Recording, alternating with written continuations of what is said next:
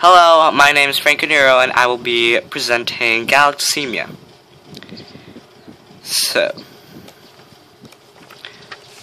So, August Leopold von Ruys, an Austrian ophthalmologist, discovered something that will go down to history. He published a book in 1908 called Sugar Excretion in Infancy because he noticed that an infant had many symptoms of this disease. He was the first person not knowing to report a patient with a galactosemia. There's a clear.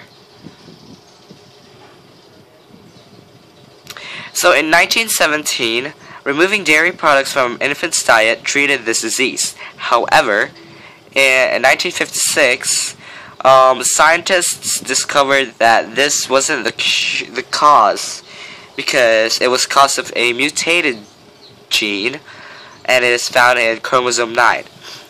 Also in 1963, galactosemia was the second disorder that was found to be detectable through newborn screening, and in 1970, metabolic disease. It was acknowledged as a metabolic disease.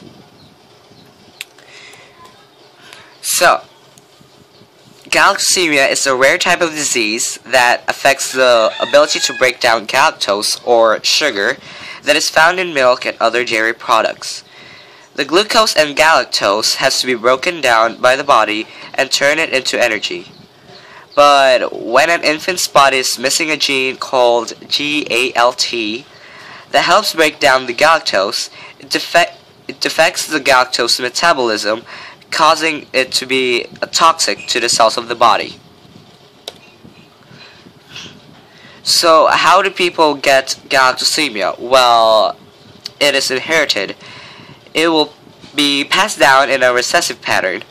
In order a child to get the disease, it has to have one inherited one. Oh no, wait. Yeah, it has to have one inherited, one defective gene from each parent. This is called classic galactosemia. But if it inherits one normal gene and one mutated, then the child is a carrier of that disease. Then that child is a carrier of that disease, or we can put it in a fancy way called Duarte galactosemia. Even though it has less GALT, it can still break down galactose and turn it into energy, and the disease is only 25 through 50% active. So the symptoms are seen in the interior of the body, except for the cataracts, which is where cloud-like forms in the islands. Is kidney failure, enlarged liver, poor growth, mental retardation, and amino acids in their urine or blood. So in order to know this early, babies have to take a blood sample. Babies have to take a blood sample test in their heel to prevent serious symptoms.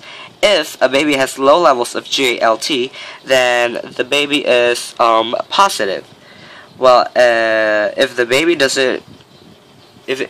isn't positive, then he or she doesn't have the disease. So if the baby is positive in this disease, then he or she has to go some dietary restrictions, like no milk, no cheese, no dairy products. So not even legumes or beans, so baby cannot have those. And this disease only affects one baby in every 55,000 newborns. So that is my presentation. I didn't edit this, and I'm only gonna take one so that I can experience talking in front of you and not cheat, like taking a lot of takes. Bye. That's my presentation. Thanks. Oh, that's my resource. If you have questions, write it down and I'll answer to you. Maybe. Or check those links. Okay, bye.